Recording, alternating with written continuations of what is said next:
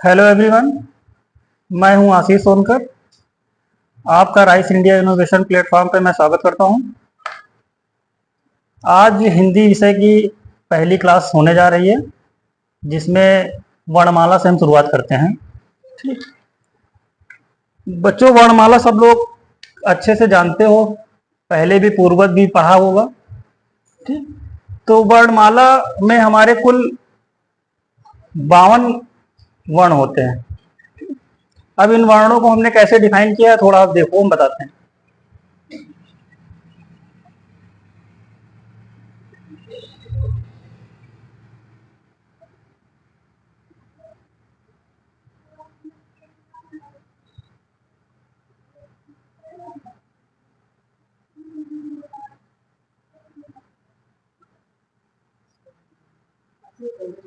स्वर, व्यंजन,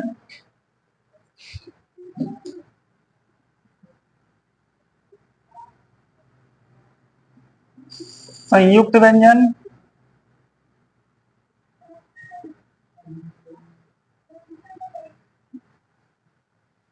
और एक होता है द्विगुण व्यंजन,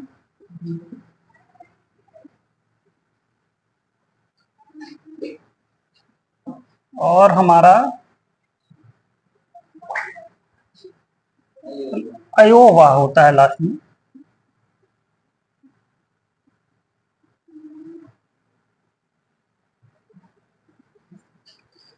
ठीक, स्वर हमारे होते हैं 11, व्यंजन हमारे होते हैं 33, संयुक्त व्यंजन हमारे होते हैं 4, द्विगुण व्यंजन हमारे होते हैं 2, और अयोग वाक हमारे होते हैं 2। ठीक, स्वर वैसे हम लोगों ने पढ़ा होगा कि 13 होते हैं, लेकिन मूलतः 11 माने जाते हैं। उसमें 2 हमारे अयोग वाक में आते हैं। ठीक, अंग और आहार। ठीक, अब वर्णमाला की डिफिनेशन, वर्णों के व्यवस्थित क्रम को, समूह को हम लोग वर्णमाला बोलते हैं। ठीक, अब हम लोग इसमें सबसे पहले जानेंगे कि हमारी भाषा की सबसे छोटी इकाई क्या होती है। हमारी भाषा की सबसे छोटी इकाई वर्ण होती है। ठीक, लिखित और मौखिक रूप से सबसे छोटी इकाई हमारी ध्वनि होती है। ठीक, भाषा हमारी हम लोग 3 प्रकार में डिफाइन करते हैं। जैसे पहला मौखिक होती है, दूसरा लिखित हो गई, तीसरा सांकेतिक। जब भी हम किसी से वाद संवाद करते हैं, अपनी चीजों को बताने का प्रयास करते हैं, तो 3 ही तरीके से हम लोग बता सकते हैं, एक मौखिक रूप से, एक लिखित रूप से, और तीसरा सांकेतिक रूप से। ठीक, अब एक चीज हम लोग जानेंगे सबसे पहले कि वर्ण और अक्षर, वर्ण और अक्षर में डिफरेंट क्या है। अक्षर जो हमारे होते हैं, जब हम कोई भी वर्ण बोलते हैं और वो स्वतंत्र रूप से आकाश में फैल जाता है।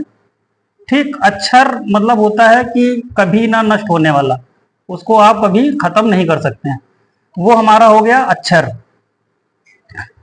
और वर्ण जो है, हम लोग जो भी ध्वनि निकालते हैं और उसको लिखित रूप में लिख देते हैं, व्यक्त कर देते हैं, वो हमारा हो जाता है वर्ण।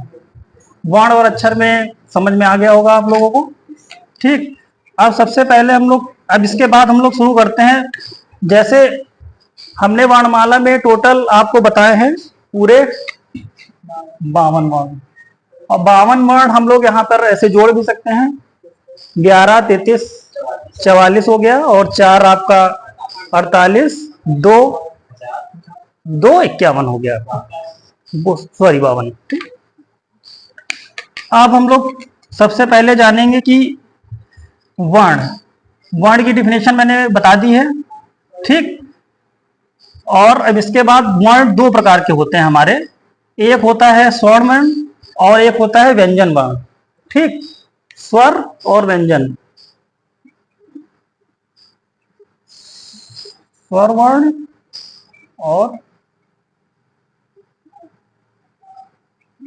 व्यंजन वर्ण, ये हमारे वर्ण के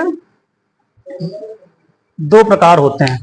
स्वर वर्ण हमारे क्या होते हैं, जो वर्ण एक ही उच्चारण करने पर एक ही प्रकार की ध्वनि व्यक्त करते हैं, स्वतंत्र रूप से बोले जाते हैं, वो वर्ण कहलाते हैं। ठीक, जैसे आ हो गया, ई हो गया, ऊ हो गया, ये हमारे हो गए स्वर वर्ण। ठीक, स्वर जो होता है जो स्वतंत्र रूप से बोला जाए वो स्वर। अब व्यंजन जो स्वरों की सहायता से बोला जाए वो हमारे हो गए व्यंजन। व्यंजन जैसे हम लोग का, ख, ग, का जैसे बोलते हैं तो क बोलते हैं, का के साथ हम आ मिलाते हैं, का प्लस आ व्यंजन के साथ हमारा स्वर हो गया, तो हमारा का तब मिलता है पूरा। तो हमारा ये क्या हो गया, व्यंजन। समझ गए स्वर और व्यंजन दोनों में अंतर। अब ये हमारा स्वर्ण वर्ण हो गया। स्वर्ण वर्ण हमने बताया है कि स्वर्ण वर्ण जब हम उच्चारण करने पर एक ही ध्वनि प्राप्त करते हैं, ठीक, उसको कहते हैं स्वर्ण वर्ण। और व्यंजन, व्यंजन वर्ण की स्वरों की सहायता से बोले जाते हैं, वो हमारे हो गए व्यंजन वर्ण। व्यंजन वर्ण हमने दोनों बता दिए हैं उदाहरण।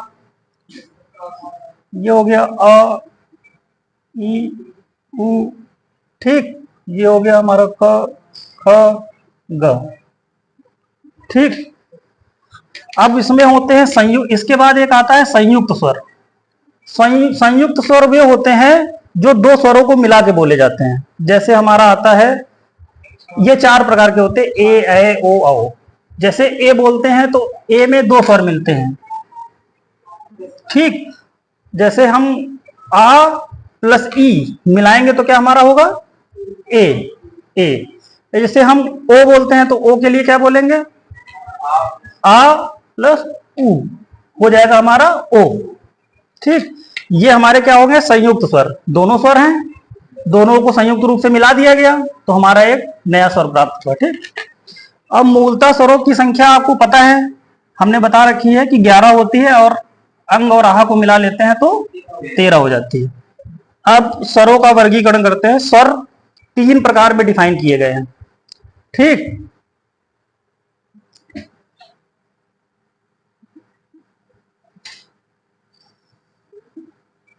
स्वर के प्रकार ये मूलतः तीन प्रकार के होते हैं।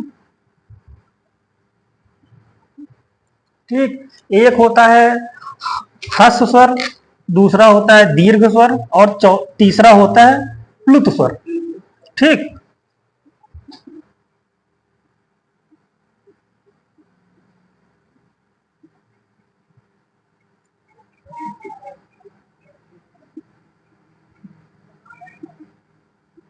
ये तीन प्रकार के हमारे स्वर होते हैं।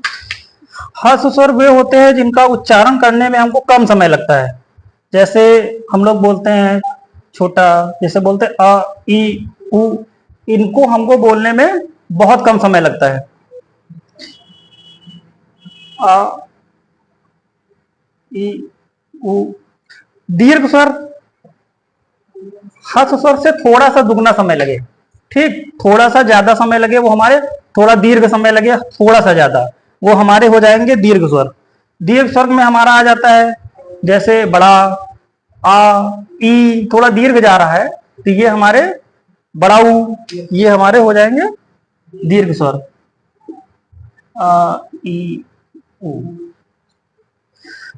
प्लुत स्वर वे स्वर होते हैं जो दीर्घ स्वर से भी ज्यादा थोड़ा समय तक बोले जाएं, वो हमारे, जैसे हम लोग ओम का उच्चारण करते हैं, ओम बोलते हैं तो बहुत देर तक उच्चारण करते हैं। कभी कभी हम लोग उसको बोलते हैं राम। ठीक, तो ये हमारे प्लुत स्वर हो गए। जैसे हम लोग ओम का उच्चारण करते हैं, ओम, दूर तक ध्वनि ले जाते हैं। ठीक, समझ गए होंगे आप लोग प्लुत स्वर। ठीक, अब इसके बाद हम लोग डिफाइन करेंगे। व्यंजन मैंने आपको बता ही दिया है। ठीक, व्यंजन की डिफिनेशन सबको समझ में आ गई होगी। जिन वर्णों का उच्चारण करने में दो ध्वनियां प्राप्त होती हैं उन्हें व्यंजन कहते हैं, और जो स्वरों की सहायता से बोले जाते हैं। ठीक, और व्यंजन वर्ण, अब हम लोग बात करेंगे व्यंजन वर्ण की।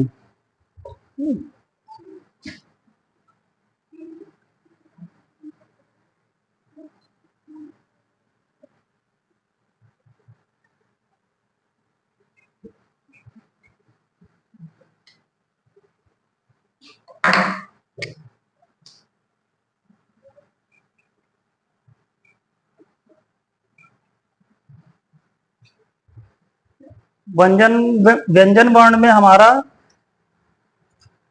कचट तब हम लोग एक आसानी से हम लोग तैयार कर सकते हैं।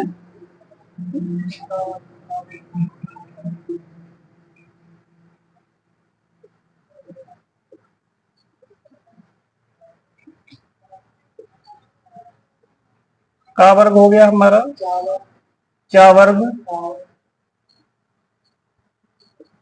टा वर्ग, ता वर्ग और पा वर्ग।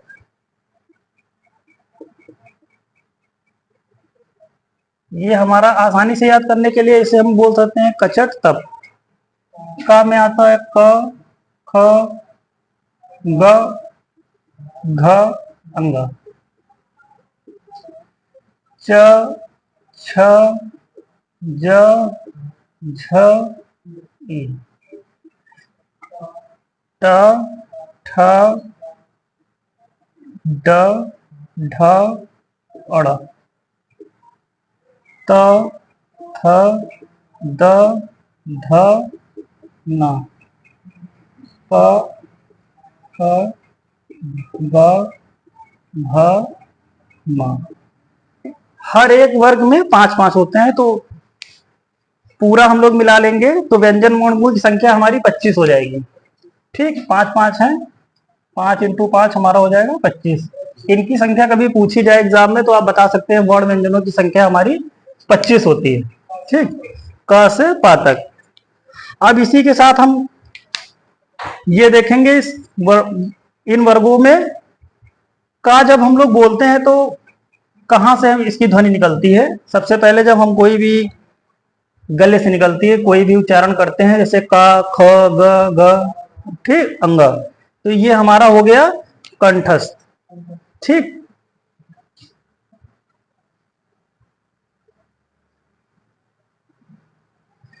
ठीक। अब हमारा हो गया च वर्ग। च हमारा हो गया जब कंठ के ऊपर आएंगे, ठीक, तालव्य हो जाएगा चा, छ, ज, झ, इया। ठीक,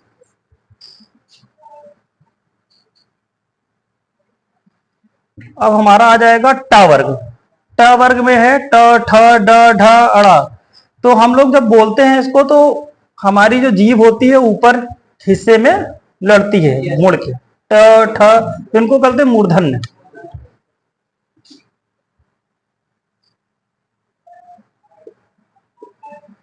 अब इसके बाद हमारा होगा ता वर्ग। ता वर्ग ता, था, दा, धा, ना। इसमें हम देखते हैं कि ध्यान से देखिए हम लोग के दांत लड़ते हैं। ठीक, दांतों में ता, थ, दा, ध, ना, ये हमारे हो जाएंगे दंत। अब आखिरी में हमारा है पा वर्ग। पा, फा, बा, भा बोल के देखिए इसमें हमारे ओंठ लड़ते हैं, इनको बोलते हैं होस्ट।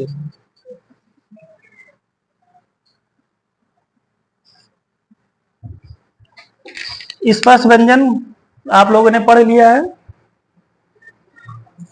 कचट तप, ये ठीक, ये हमारे 25 स्पर्श व्यंजन में आते हैं। ठीक, अब इसके बाद हमारा जो अंतस्थ व्यंजन है या, रा, ला, व, ये हमारे आ जाते हैं अंतस्थ व्यंजन में।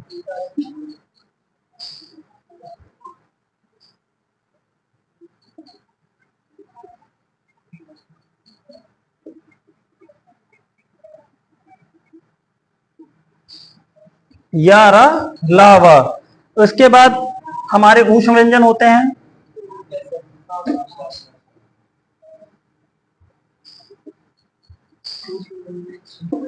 ऊष्म व्यंजन में हमारा होता है श, श, श, ह।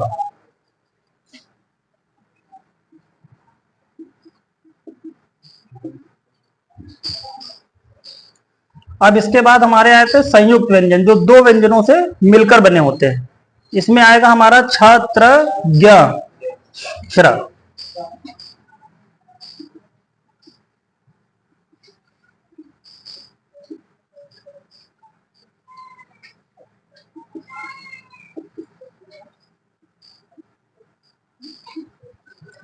ये हमारे दो व्यंजनों से मिलकर बने होते हैं, इनको बोलते हैं हम लोग संयुक्त व्यंजन। अब संयुक्त व्यंजन जैसे दो व्यंजनों से मिलकर बने होते हैं, जैसे हमारा शा हो गया, छा, त्र, ज्ञा। ठीक।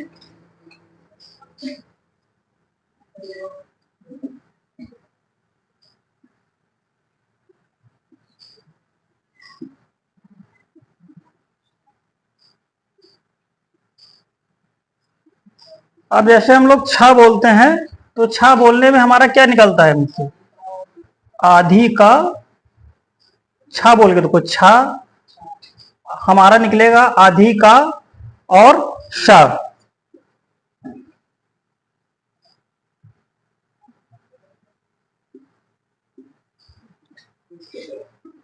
हम लोग जब कोई भी शब्द लिखते हैं आधा, तो का हो जाएगा अगर खा लिखेंगे, ग, ये हमारा आधा पढ़ा जाएगा। और अगर इसके नीचे से हम लोग हलन हटा देंगे तो ये पूरा पूरा हो जाएगा। ठीक। अब छत्रा, त्रा में क्या निकल रहा है? ता और रा, आधी ता और रा। इसी तरह ज्ञा में हमारा क्या निकल रहा है? ज्या, हाँ, आधी ज्या प्लस ज्ञा। इसी तरह हमारा श्रा, श्रा में क्या होगा? शा, आधी शा और रा।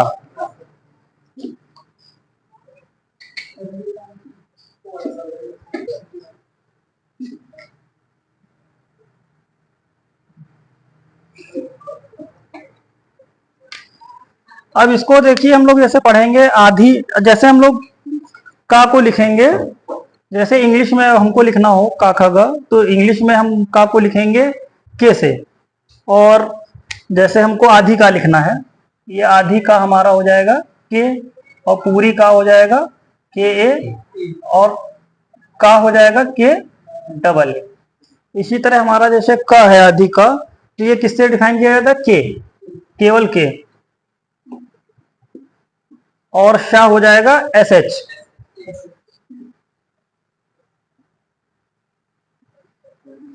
ठीक। इसी तरह हमारा त्रा हो जाएगा टी आर ए, टी और रा हो जाएगा आर ए। और ज्ञा हो जाएगा जे वाई ए। ज आधी जा है तो जे या वाई ए।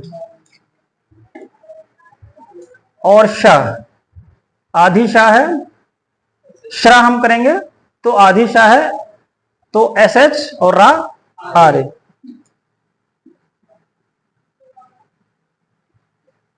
श्रा, तो ये संयुक्त स्वर इनको बताए गए हैं, तो ये दो दो स्वरों से मिलकर बने हुए हैं।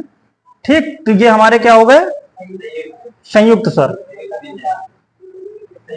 सॉरी संयुक्त व्यंजन। ठीक।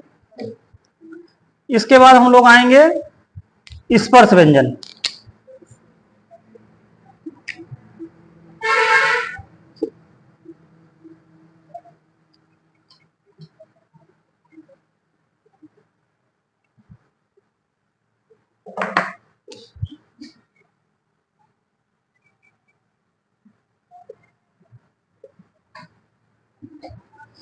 स्पर्श व्यंजन कौन से होते हैं?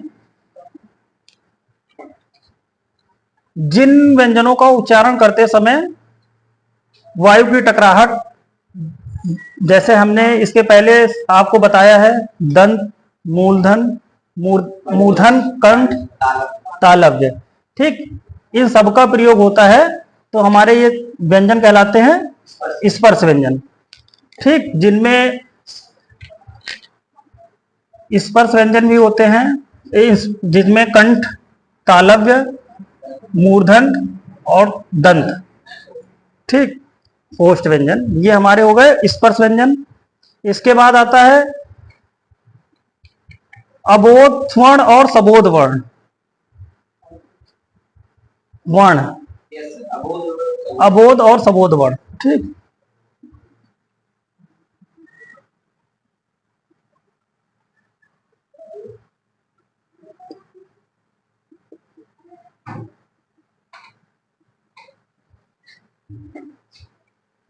सॉरी,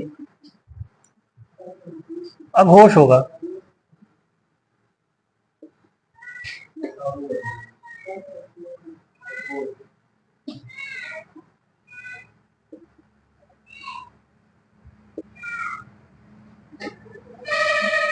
अघोष और सघोष,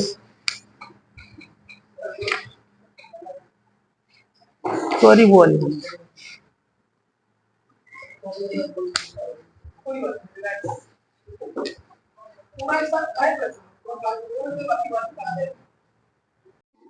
हम लोग पढ़ रहे हैं अघोष वर्ण, सघोष वर्ण। अघोष वर्ण क्या होते हैं?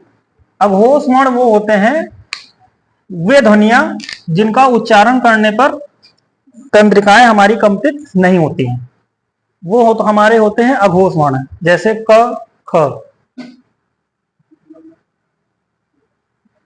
इसी का जस्ट उल्टा हो जाएगा सघोष। जिन ध्वनियों का उच्चारण करते समय हमारी तंत्रियां कंपित करती हैं, ठीक, वो हमारे हो जाएंगे सघोष वर्ण। जैसे ग, घ, अंग, ठीक। अब हम बात करेंगे सघोष वर्ण। तो सघोष वर्ण हमारे वे वर्ण हो जाएंगे, हर जैसे लिखा है का वर्ग, चा वर्ग, टा वर्ग, ता वर्ग और पा वर्ग, इनके शुरुआत के जो भी दो अक्षर हमारे रहेंगे वर्ण, का, ख, चा, छा, शुरुआत के दो, टा, ठा, ता, था, पा, फा, ये हमारे हो जाएंगे अघोष वर्ण, ठीक, शुरू के दो। और लास्ट के तीन जो हमारे होंगे वो होंगे हमारे सघोष वर्ण। आखिरी के जो तीन होंगे हमारे सघोष वर्ण होंगे, ठीक। अब हम बात करेंगे अल्प प्राण और महाप्राण।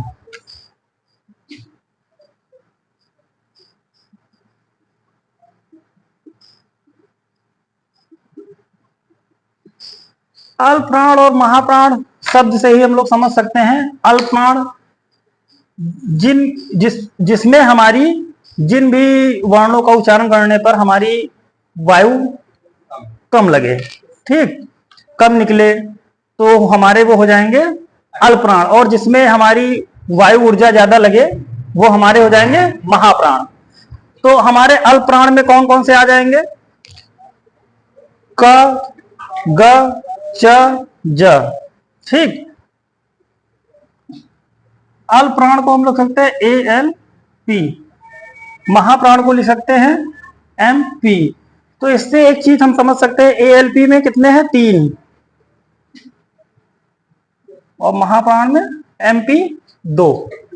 तो इसको समझने के लिए हम लोग करेंगे अल्प प्राण जो हमारा हो जाएगा क, ग, च,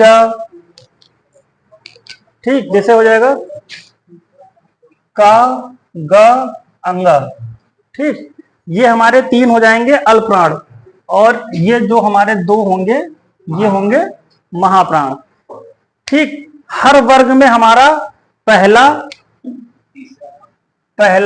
तीसरा, पांचवा, ये हमारा जो वर्ण होगा ये अल्प प्राण में आएगा।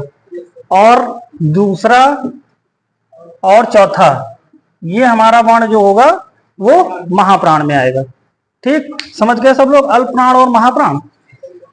अब एक शुरुआत में हमने बताया था द्विगुण व्यंजन, ठीक, द्विगुण व्यंजन, सॉरी, द्विगुण व्यंजन